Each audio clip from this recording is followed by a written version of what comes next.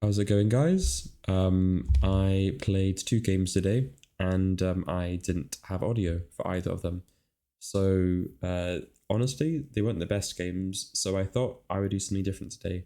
Something I wanted to do anyway was do some more in-depth reviews because I do low skim, but I thought it might be a good idea to go back and kind of hindsight of the games and see not only where did I go wrong, but how can I spot why so I don't make those mistakes in the future because there's definitely some instructive stuff to take away from it. So we'll start going over the game first of all. This one was a Caracan, and I go for my standard stuff. This is all fine. And I have the idea of putting the knights there and there, the queen here, and going for this pawn. Which I didn't think was a bad idea necessarily. It's just unfortunate that I can never actually win it because you'll always have enough defenders in the end.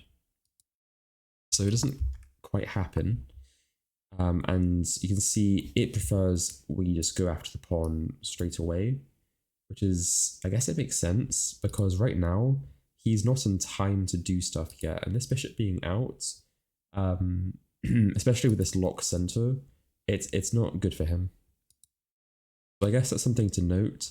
Basically, if there's ever a scenario in the Caracan where they move the bishop out before getting the knight out first, that's something that can be exploited with this. Because that would force them to do probably this. And that already looks very unpleasant. Because the dark bishop will have a lot of freedom and things like this already happening. So yeah, I missed this in the first review because this move is good, right?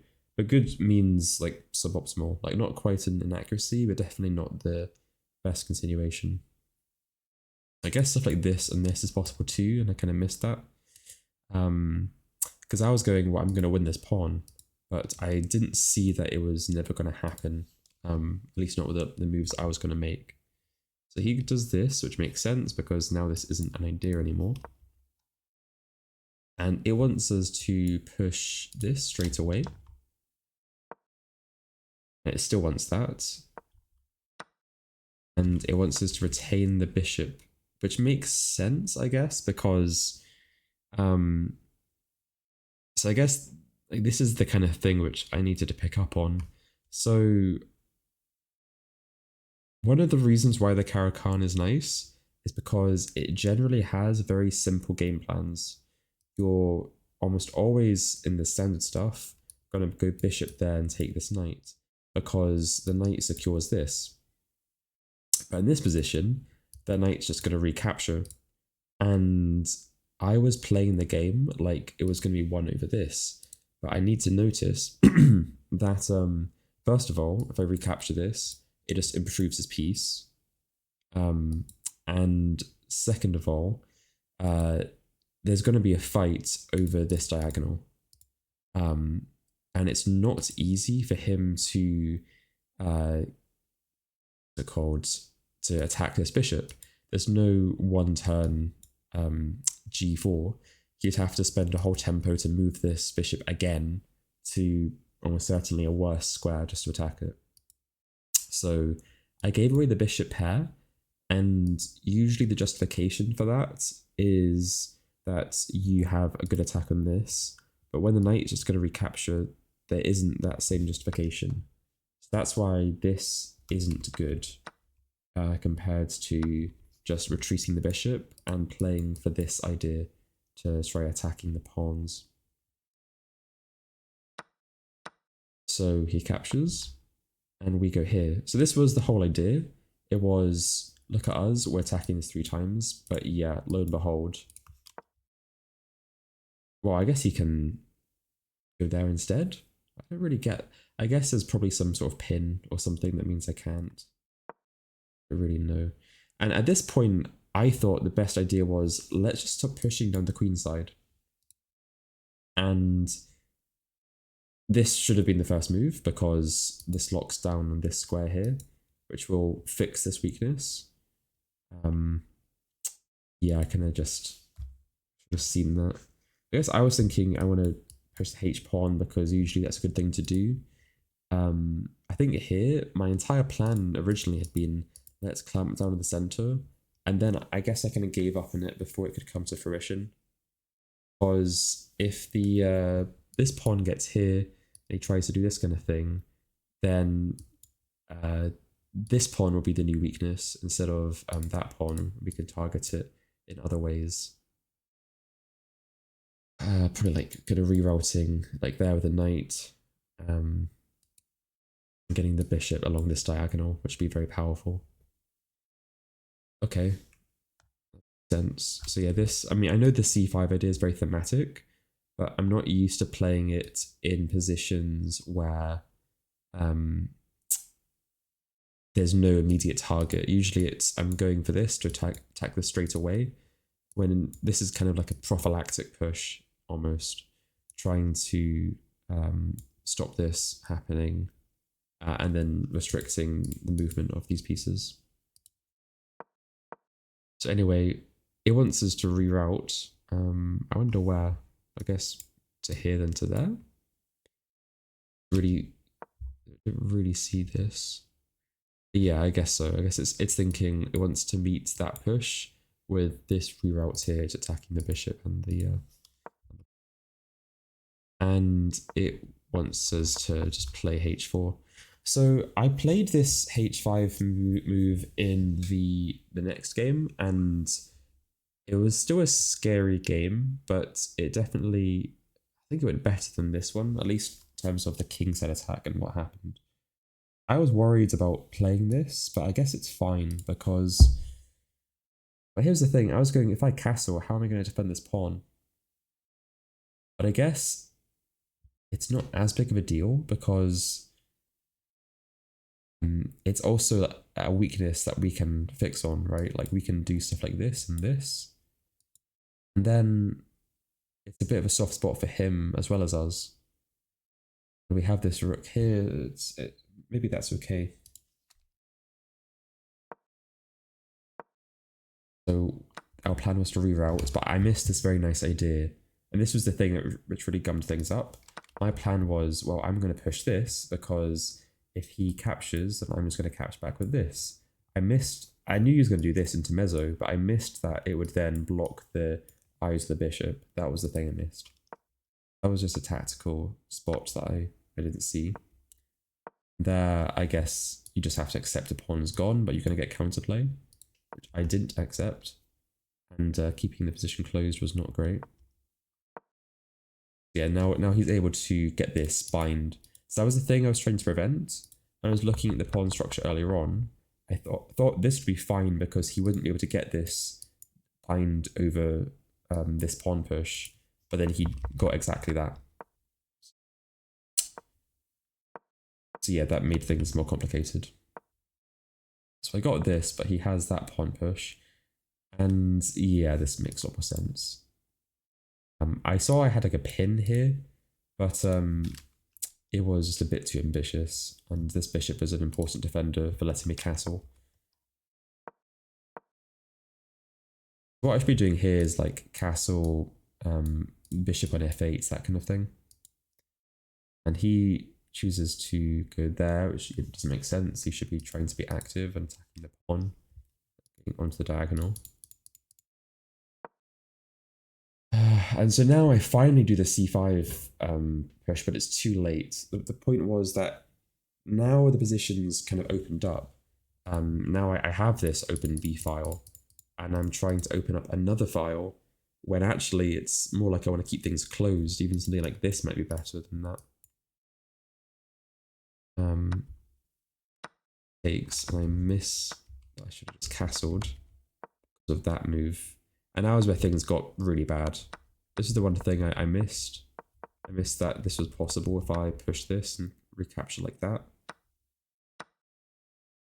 And I guess the pawn isn't going anywhere. It's kind of tough to defend. You can do this, but then that and en passant defends. Why is it only one attacker, so it's fine. Hmm. Yeah, I didn't think this part through, for sure. Letting that happen. And it wants us to just go f8. Which I didn't like because I thought the rook was going to get trapped forever, which is true, but I guess it's better than what happened in the game. Now was a huge advantage for white, and now it's kind of just lost. So, I mean, there's some tactical misses here, but really, you know, at this point, it's kind of just doomed. I just played a... Saw if there's any tricks. There wasn't any tricks, and I lost. So just skimmed through the rest of the game. Pawn pushes, and eventually, I think I ran out of time or something. Or I just resigned. Because I think this is coming, and this stuff is just not good. So yeah, that was a pretty tough game to say the least. But there's definitely stuff that could have been taken from this, which is pretty relevant in a lot of positions. So one of the big ones is that this capture here in the Caro-Kann isn't always good. It's good here, could be fine here, but because here the queen has to retake, and then it's not quite as simple because, you know, we can do this stuff here. So that could have been fine. This thing of when the bishop goes before the knight, always check to see if b6 is on the cards, because I've definitely seen it in other games and I haven't taken advantage of it. Because quite often he's going to have to just go back here and just waste a tempo, right? That'll make some pretty serious dark sweater weaknesses for himself. The other big thing was not recognizing that it was the C file that the fight had to be on. I was thinking, let's push these pawns, but the reality was I just needed to be able to activate my rooks. The game plan should have been push these pawns, rook here, rook there, after I castle, bishop going maybe here and back to there, that kind of thing. And that would have been pretty reasonable. What I miss is that this pawn push is really important for keeping his position together. And by allowing it for free, it gives him an opportunity to consolidate this space advantage, when really I need to be denying it kind of at all costs. Because as soon as he has the space advantage, we always know that pawn and e5 leads to a kingside attack, which is what happened in the game. And I guess the second thing was that I got a bit cutesy with all this stuff, and I should have just castled a lot sooner. That would have been helpful. Like, this move was a mistake. I should have just been there to defend. It would have made me feel a lot safer castling. I guess that the point was that, yeah, I didn't want to take away the space from the knight, because it was getting low in squares. Yeah, and at this point I tried the c5 push because I see the pawns on c4, so I go, oh, there's a pawn on c4, so now I can make this push. And I didn't realize that this push had to come earlier, because the point was we wanted to open up the c file when we needed the key file to attack. Now it's the opposite. We want to defend, so we want to lock the center, or not lock the center, but we want to get counterplay, but there's already a file to get counterplay on, and that was the thing I missed. So yeah, that was the first game, and I'll skim through the second one. I won't take quite as long as I did in this one. So go through the game quickly. It's Queen's Gambit stuff. Important thing here, whenever I see two pieces like that, I should always go, can I just push? Because that would have been a big advantage, causing an attack on the king side that would have been very tough to stop. That was the first mistake. Now going back to f8. I guess it makes sense. Just keep the bishop around, keep the bishop pair. I got that push, which made sense. he wants to do this night blocking thing, which kind of makes sense, but I didn't think it was very intuitive. I was now thinking, well, let's get e4 in and maybe push f4 at some point, e5. I missed this tactical idea of going here and winning the bishop, which makes sense. Which makes a lot of sense. Now I get the go. It's fine. I'm going to go for an attack, and I actually make a good attack out of it. Is the thing.